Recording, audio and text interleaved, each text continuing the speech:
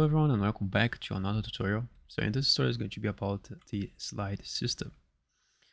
So let's start off by basically explaining what the capsule component does. I'm pretty sure you guys know it, but essentially it's for the collision of the character. So when you press W and the movement keys on your keyboard to move forward, the actual thing that is moving is just the capsule component, and the player mesh is actually attached to this capsule component. If the player mesh was detached from the capsule component would move by itself. And as our character is attached to the capsule component, we can move around.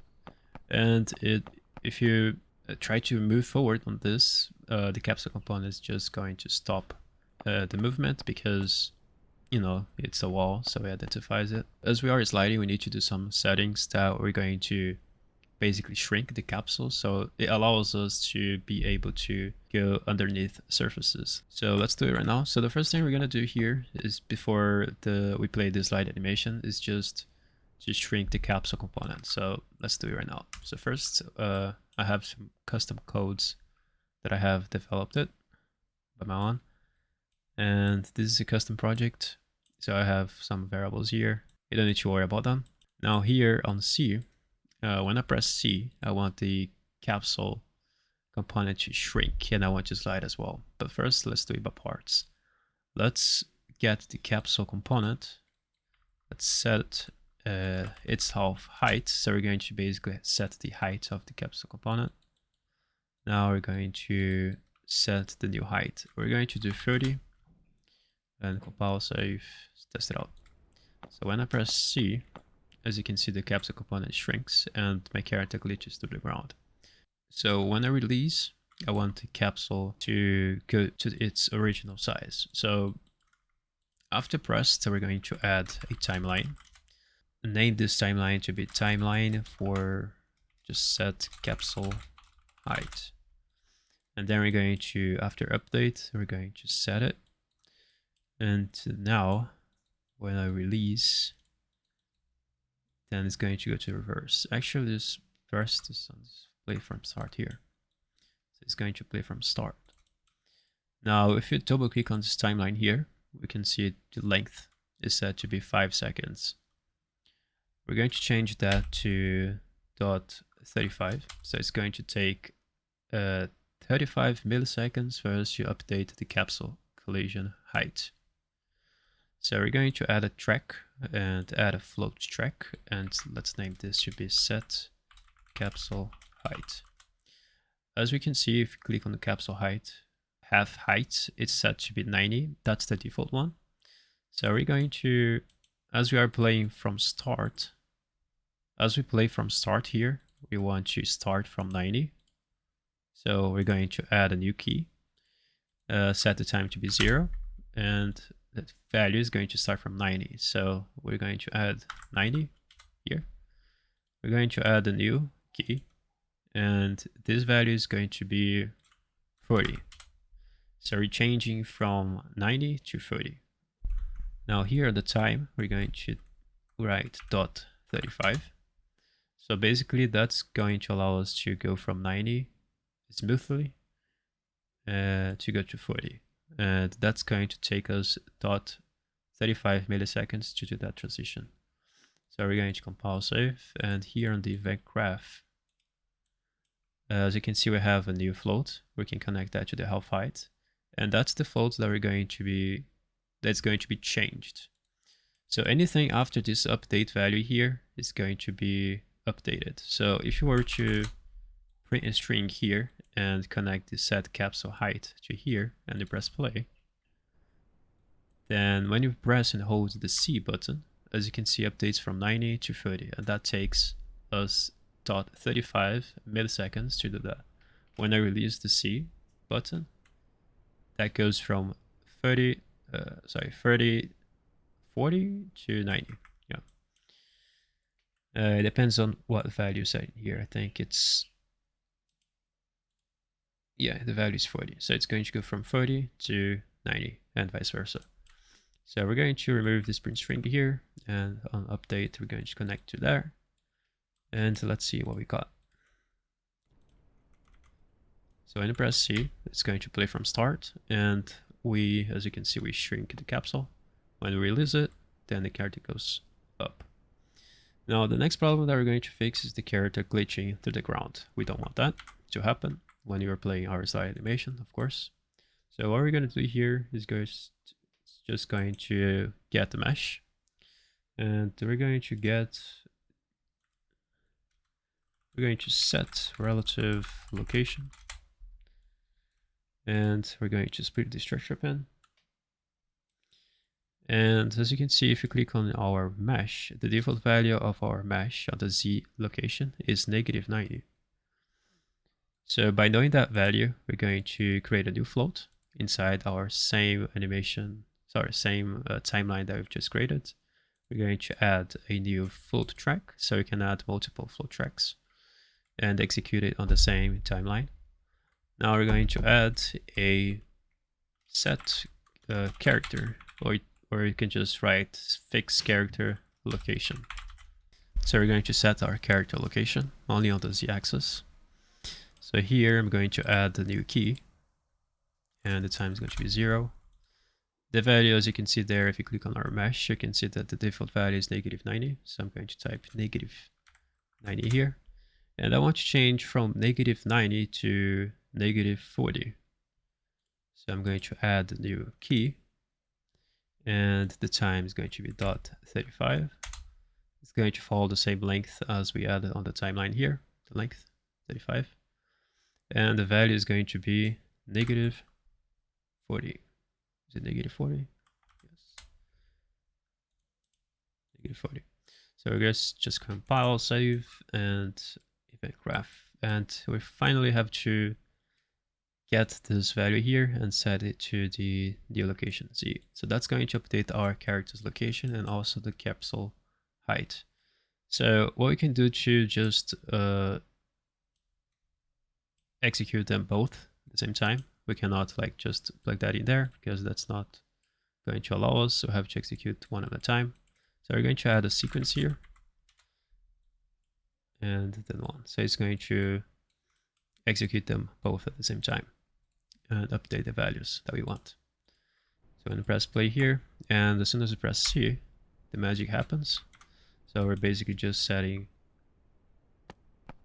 as you can see, the capsule is drawn with the red lines. So when you press C, capsule shrinks. As you can see, we have a bit of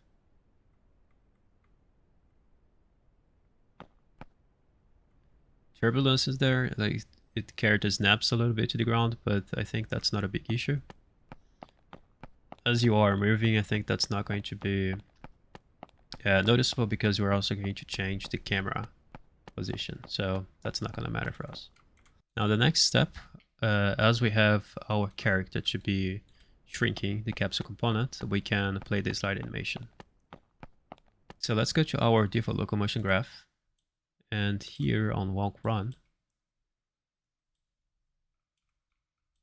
we're going to add a transition. So we're going to basically allow our character to go from the position of walking to be sliding. So I'm going to take this animation here. It's called sliding down, and I'm going to add that to there.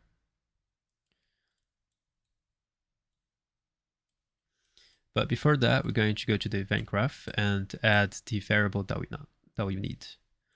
So for us to be sliding, we need a variable that tells us when we are sliding. So let's create a new variable and type is sliding ? Now let's set it and set it to be play from start, and then copy again. When it's released, we want to reverse it. Now check this on. I'll save. Now we're going to access this variable inside our animation blueprint. From character reference, we're going to get is sliding. Remember that you have to cast your character before that. Get is valid, and finally get the is sliding. So we're going to promote that to a variable. As I already have created my variable here, I don't need it, but in your case, you can just promote it to a variable, and you're gonna get this variable here. So compile, save, And now let's go back to our default locomotion. Now here on this transition, we're going to drag and drop our is sliding.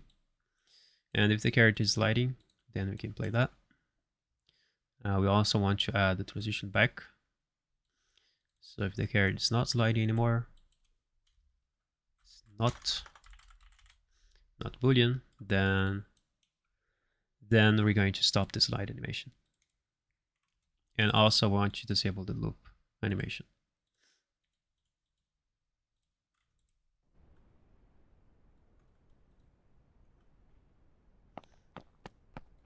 So as you can see, when I'm running and press C, the character can slide.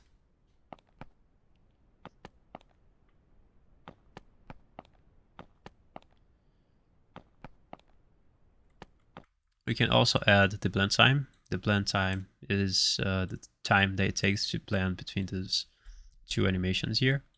So I'm going to go here and type the duration to be 0.4, both of them. And also I want to add the transition from lengthy or following loop. So I'm going to just copy this. And from a length, I want to add that to sliding down. And as soon as our character lands, I'm going to add this transition here.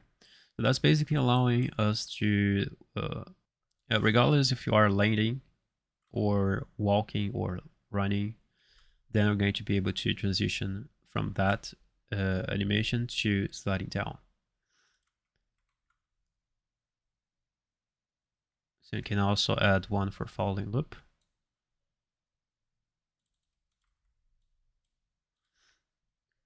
And set the duration to be 0.4.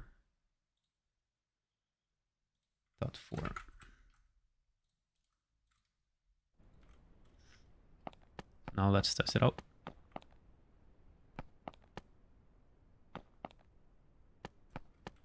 think we can increase the duration. I think 0.6.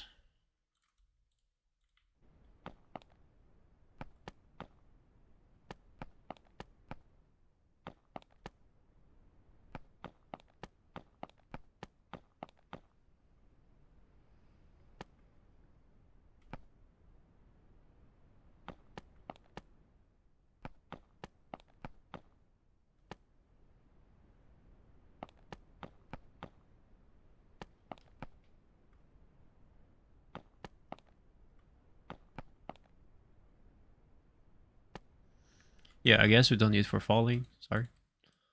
Because the carrot is going to be glitching in the air. So now let's say, for example, you have a weapon and you need to be aiming and also be sliding at the same time. So how we can do that? So I have an animation called pistol look middle, and this is basically just a pose. Yeah, actually, I think it's this one. Just a pose fixed. Just to have some, I just have some changes to the bones that I have created, that I have modified.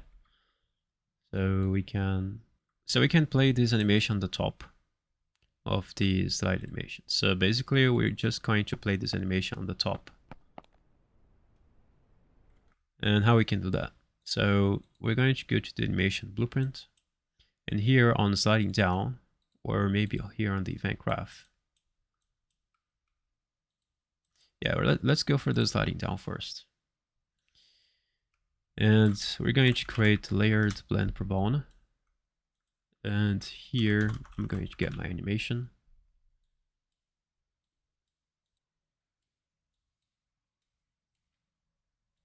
And here on layered blend per bone, we're going to choose bone name called spine 02. And blend depth, we're going to choose 3.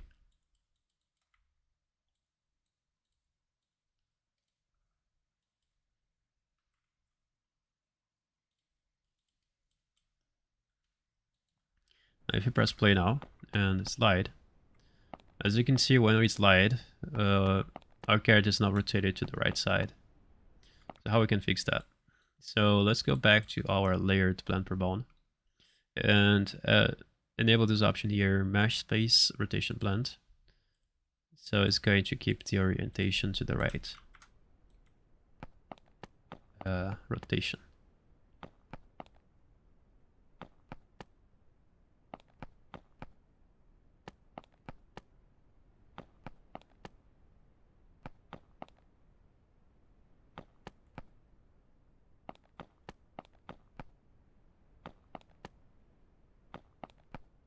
It's also going to depend on the animation you have. On this animation, like the spine moves a little bit too much. I don't know if that's normal, but depending on the animation you have, you can have pretty much good results with this. Remember that you can also adjust the spine inside the animation sequencer, move it and rotate it to whatever you want it to be. Right. Now let's say, for example, this pistol pose fixed here is set inside our before the output pose. So let's get the base pose result. And as you can see, it also works. And you can always adjust the blend depth. So if I was to choose 0,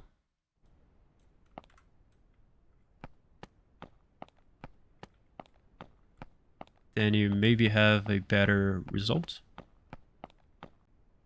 So now for the next step, I'm just going to remove this because I can use it later. If we go to our viewport, we want to set the location of the camera, boom, to be down here. So we're basically going to set the location when we slide to this height here. So basically that's going to prevent us from glitching through the blocks and stuff when you go under bridges like this one. So when we slide, the camera is going to move downwards and it's going to move it, and it's going to move smoothly. So remember the location that we're going to add. I think the location of 20, the value 20 here is going to be good. And the normal value, I think it's 140. So when we slide, then the value that is currently 130 is going to move down to 20. So we can do pretty much the same thing as we did for the timeline. So when you press C, I want to create a new timeline here. And this is going to set camera Z axis. I'm going to go to pressed, play from start, and released to reverse. And so we're going to get the camera boom. We're going to get relative location, and we want to set relative location. Split this, connect that to here. And we need the location. Now we do this, and let's set a new value. So here on the length is going to be .35. And we're going to add a new float track because we're only modifying the Z axis of the camera. So now let's say camera, set camera height, for example. We only want to add 2 keys here. So I'm going to add 1, 2, and the time is 0. And the current value is 130. And here at the end, time is going to be 0. No, sorry, the time is going to be .35, and the value is going to be 20. Let's zoom out to see. And compile save. If you want, you can add a new float. You can add a new key here, and you can basically set key interpolation to auto. Set this to be auto and auto. So you can have a control of the curve. This. So it's just by preference. Can you compile save, and let's go for placing the value there. So now let's see if this is working.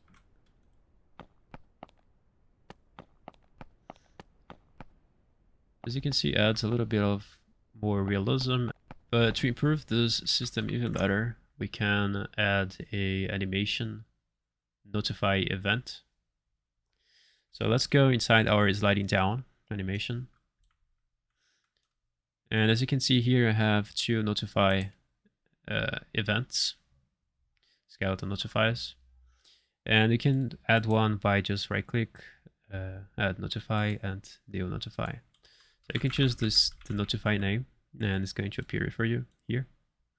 So I'm going to add mine here as soon as the character is going to start sliding. So I create two notifiers, one for start and one from end. You add one here and add the end as soon as the character ends the animation from sliding. So remember the name, start slide and end slide camera. Now we're going to go to our animation blueprint and let's go to event graph. And on here, we're going to type start slide. And you can see here, I have a notify event. And the other one is for end slide camera. So let's just compile. Let's go back to our third person character. And here I'm going to delete this. And basically what I want to do, only when the character plays the animation, this frame here, as soon as we get into this frame on this animation, then these events are going to be executed. So let's add a custom event here. Custom event.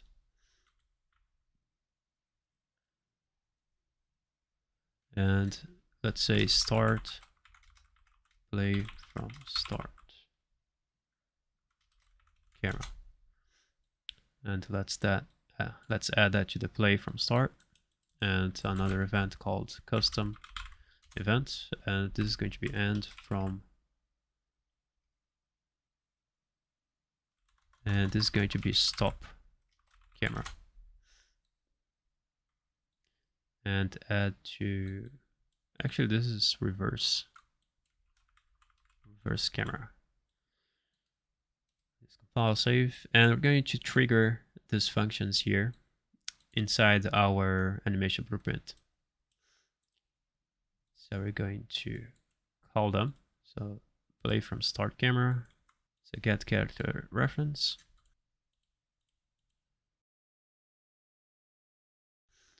And place from start camera to the start slide camera event. And from the character reference, we're going to reverse camera. There we go. Now let's compile, save, and test it out.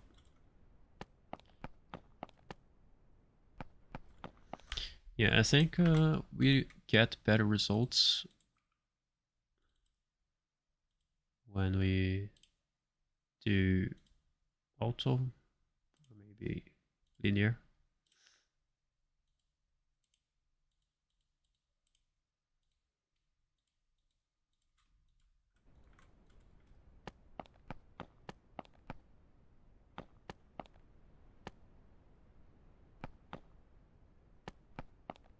I think that's way better.